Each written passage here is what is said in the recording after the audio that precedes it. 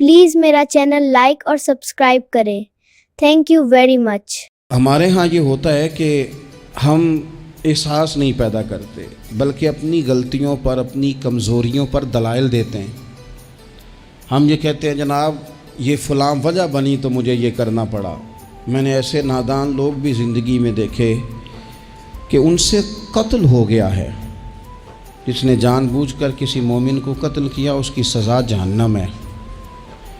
कत्ल हो गया तो उनसे सवाल किया गया तो कहने लगे उसने मुझे गाली दी थी, फिर मैं क्या करता। नहीं, अपनी इतनी बड़ी कोताही पर भी वो बजाय शर्मसार होने कर, बजाय 2 कदम पीछे हटने के, उस पर भी लोग दलाइल देते हैं।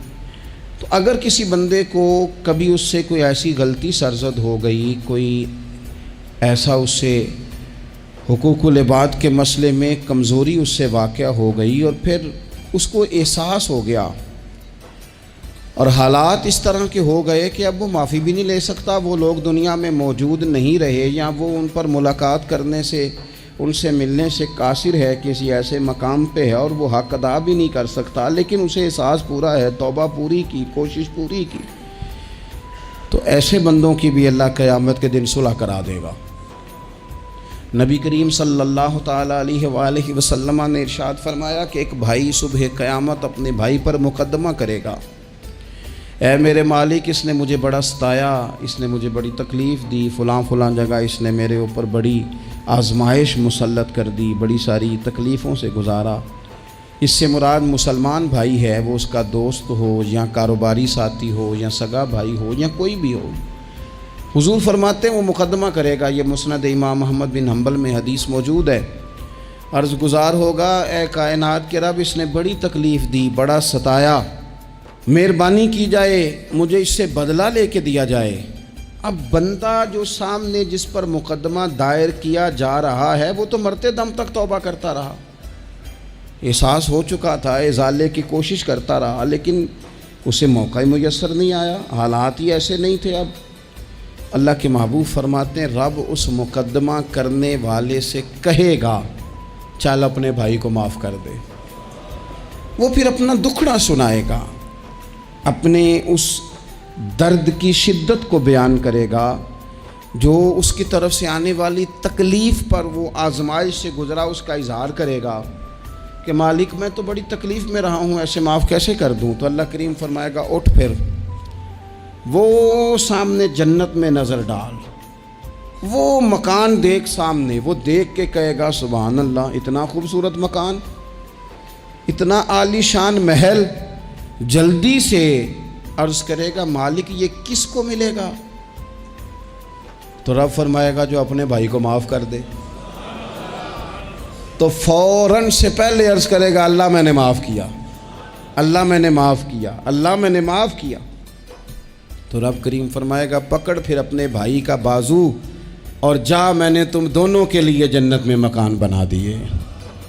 तो एक तो ये याद रखें कि कोई शख्स अगर ये दावा करता है कि मैंने कभी, हमारे यहाँ बहुत सारे लोग ऐसे हैं जो बाज़ औक़ात बात करते हैं तो उनकी बात से अना परस्ती छलकती है। वो कहते हैं जी याद तो नहीं कभी किसी के साथ ज़्यादती की हो। मैंने कहा ये तो आपने बहुत बड़ा ही दावा कर दिया है। तो बहुत बड़ा दावा कर दिया आपने, ऐसे तो होता नहीं। कभी कभी इंसान जो उसके ज़्यादा करीबी लोग होते हैं, ज़्यादा करीबी साथ रहने वाले, उसे उनके बारे में ज़्यादा हसास होना चाहिए। मैंने देखा है कि ढेर सारे लोग हैं जिनके ज़िम्मे बड़े लोगों से माजरत करना है, लेकिन तैयार ही नहीं। हमारे यहाँ लोग हुकूमतें करके चले गए और उनके दौरे हुकूमत में बड़े बड़े स्याह किस्म के हालात हुए, लोगों को बड़ी तकलीफ़ हुई, लेकिन रुखसत होने के बाद जब उनसे वजूहात पूछी गई तो कभी कोई शख्स मानने को तैयार नहीं हुआ।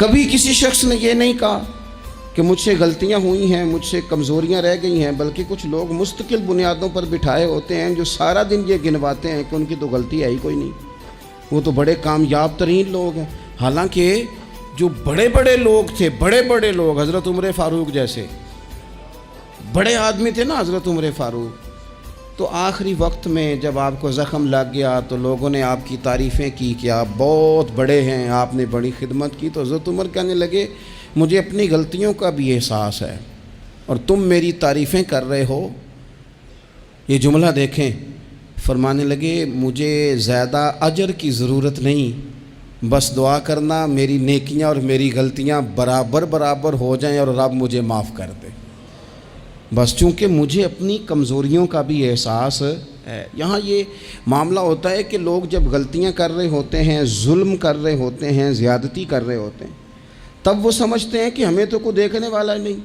میرا اللہ قرآن حکیم میں فرماتا ہے وَلَا تَحْسَبَنَّ اللَّهَ غَافِلًا عَمَّا يَعْمَلُ الظَّالِمُونَ، فرمایا ظالم جو کام کرتے ہیں ہرگز نہ سمجھنا کہ اللہ ان کے کاموں سے بے خبر ہے، وہ وقت کا انتظار کریں۔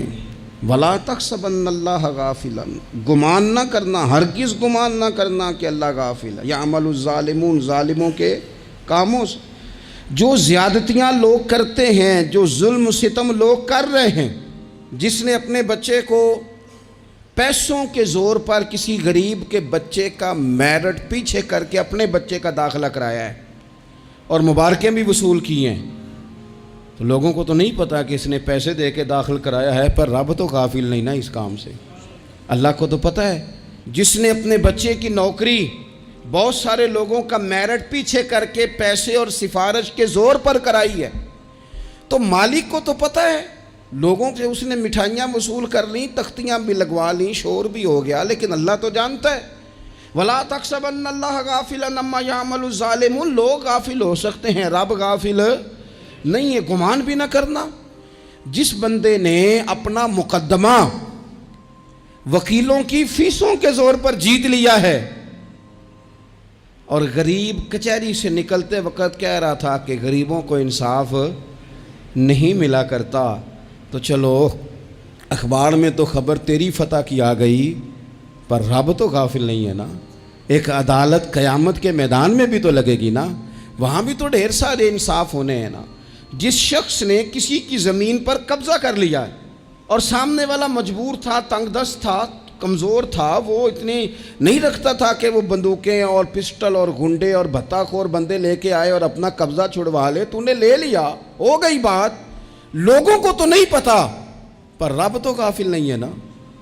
میرے رسول پاک صلی اللہ علیہ وسلم نے فرمایا جس نے کسی کی زمین پر ایک بالشت قبضہ کیا، قیامت کے دن اللہ تعالیٰ ساتوں زمینوں کا توق بنا کے اس کے گلے میں ڈال دے گا، اس کی گردن ٹوٹے گی، جھکے گی، وہ کہے گا مالک یہ تکلیف تو فرمایا دنیا میں تجھے شوق پڑا تھا نا زمینوں پر قبضے کا، تو رکھنا ساری ہی اپنے پاس، کرنا کنٹرول۔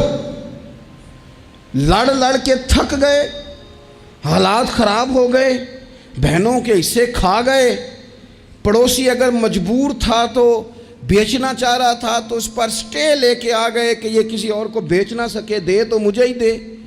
قانون کو کٹ پتلی بنا کر اپنے ہاتھوں میں کھلواڑ کیا، مستقل بنیادوں پر پکے پکے قانونی مشیر رکھ لیے، سمجھا کہ دنیا کو تو پتہ نہیں چل رہا۔ تو وَلَا تَحْسَبَنَّ اللَّهَ غَافِلًا عَمَّا يَعْمَلُ الظَّالِمُونَ، رب تو ظالموں کے کاموں سے بے خبر نہیں ہے، اللہ تو بے خبر نہیں۔ بڑا کچھ لوگوں نے کیا، بڑا کچھ کیا، بڑی بڑی زیادتیاں پس پردہ کی، بڑے بڑے حقوق پہ ڈاکے ڈالے، بڑا کچھ ہی ہوا، لیکن پھر آرام کی نیند سو گئے۔ پھر نے سوچا کوئی سوال جواب نہیں، کوئی بات نہیں، کوئی پوچھنے والا نہیں، تو مٹی دیں تے مٹی رہنا ہی، ایمی کادی بلے بلے، اج مٹی دے اتے بندے آتے کل مٹی دے تھلے۔ بعض لوگوں کو بات کرنے کا سلیقہ زیادہ آتا ہے، پنچایت میں جیت جاتے ہیں۔ بعض لوگ وکیل مہنگا لے لیتے ہیں، ویسے وکیل مہنگا ہوتا کیوں ہے؟ وکیل کے مہنگا سستا ہونے کی وجہ کیا ہے؟ قانون آئین تو ایک جیسا ہے نا، دلائل تو قانون کے اندر ہی دینے ہیں، کتابیں سب نے ایک جیسی پڑھی ہیں، ڈگری بھی سب کے پاس ایک ہی ہے، ایک ہی ملک ہی ہے، تو یہ مہنگے سستے کا کیا مطلب ہے؟ وکلاء کے زور پر مقدمے جیتے جاتے ہیں، وکلاء کے زور پر۔ اور اگر خبریں ایسی بھی ہوں کہ بعض عدالتیں بھی پریشر قبول کرتی ہیں، بعض ادارے بھی پریشر قبول کرتے ہیں، پھر ملک نہیں بنا کرتے، پھر صرف کشتیاں لڑی جاتی ہیں۔ صبح سے شام تک کشتی لڑو اور شام کو کہنا کہ نہیں رزلٹ ٹھیک نہیں آیا، جو ریفری تھا، جو امپائر کھڑا کیا تھا، اس نے کہا نہیں یہ کھیل دوبارہ ہوگا، سویرے پھر شروع کر دو، ٹھیک ہے۔ باہر جو لوگ ہیں بیچارے وہ اپنی جگہ پہ ہیں تو ہیں، ختم ہو گئی بات۔ آپ دیکھ لیں ہمارے ملک میں جتنے بھی سنجیدہ فکر لوگ ہیں وہ زیادہ پریس کانفرنسز نہیں کرتے، وہ زیادہ شور شرابہ نہیں کرتے۔ کچھ پکے لوگ رکھے ہوئے ہیں جن کی ڈیوٹی چرب زبانی ہے، جن کی ذمہ داری ہر وقت آگ کو بھڑکا کے رکھنا، جن کے ذمے یہ کام لگایا جاتا ہے، سوائے اس کے انہیں کچھ بھی نہیں آتا، صرف اتنا ہی جانتے ہیں کہ ہم نے سامنے والے کی پگڑی کو کیسے اچھالنا ہے۔ تو کبھی بھی کسی موقع پر بھی کسی کی ایک پائی بھی ظلمن کبھی بھی اپنے قبضے میں نہ لیں۔ یاد رکھنا رزق زیادہ ضروری نہیں ہوتا، رزق برکت والا ضروری ہوتا ہے۔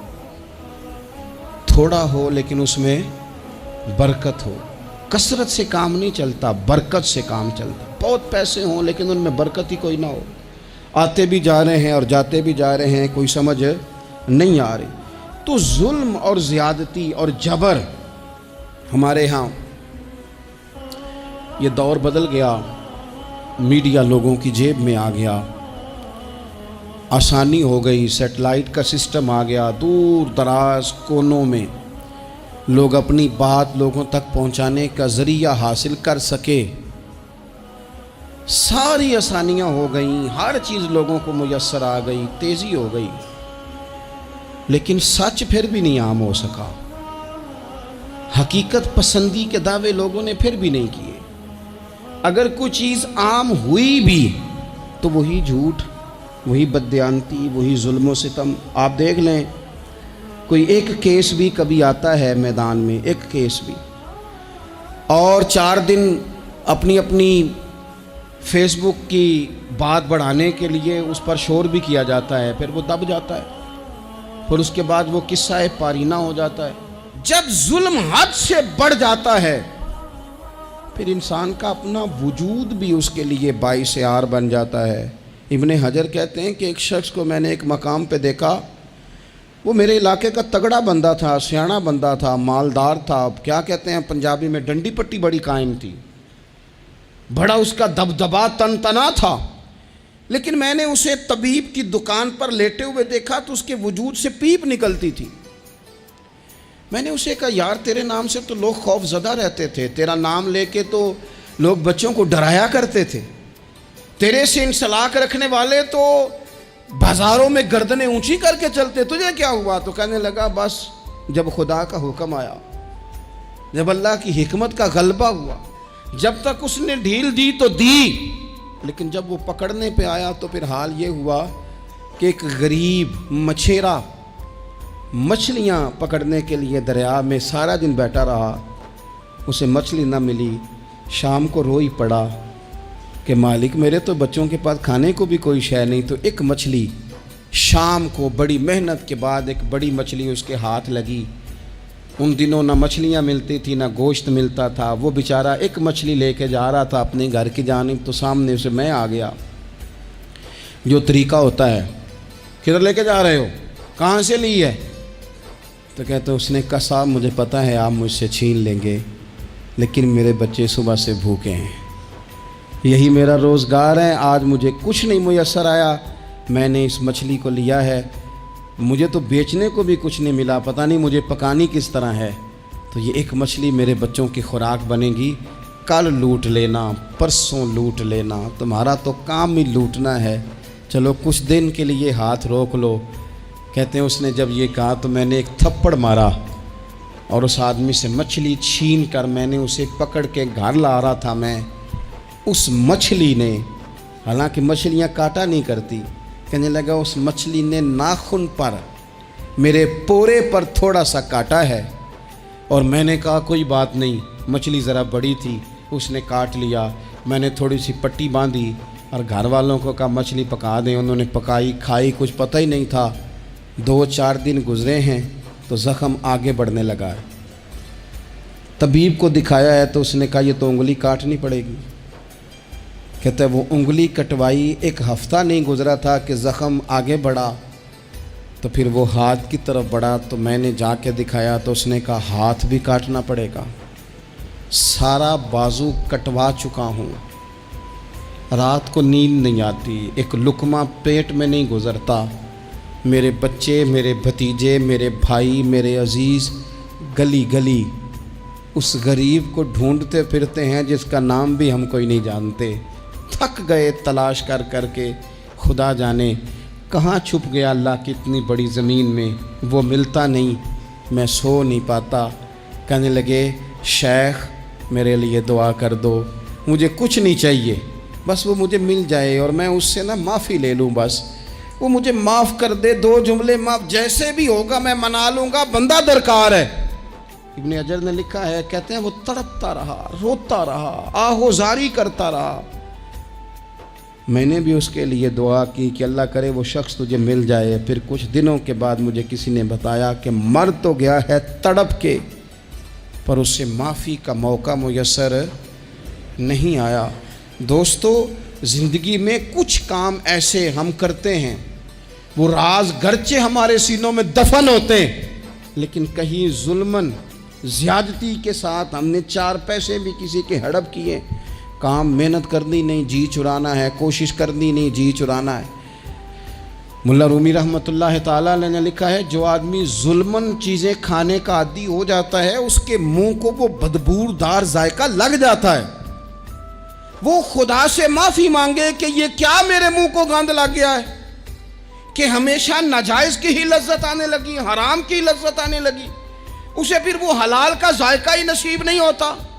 اپنی زندگی میں جائز پیسہ، رزق حلال، طیب، طاہر، صاف ستھرا، کبھی ظلم نہ کریں، کبھی زیادتی نہ کریں. کبھی حضرت سعد بن ابی وقاص رضی اللہ تعالیٰ عنہ نا کچھ بانٹ رہے تھے، تو ایک شخص نے آ کے کہا، یہ بخاری میں آپ کو ملے گا، اس نے آپ پر 3 الزام لگائے. کہنے لگا ایک تو آپ جہاد پہ نہیں جاتے حالانکہ بڑے مجاہد تھے، دوسرا آپ بانٹنے میں احتیاط نہیں کرتے، تیسرا جناب آپ غریبوں کو ترجیح نہیں دیتے. 3 الزام اس طرح کے اس نے آپ پہ لگائے، ناانصافی کا، معاذ اللہ، جنگ پہ نہ جانے کا.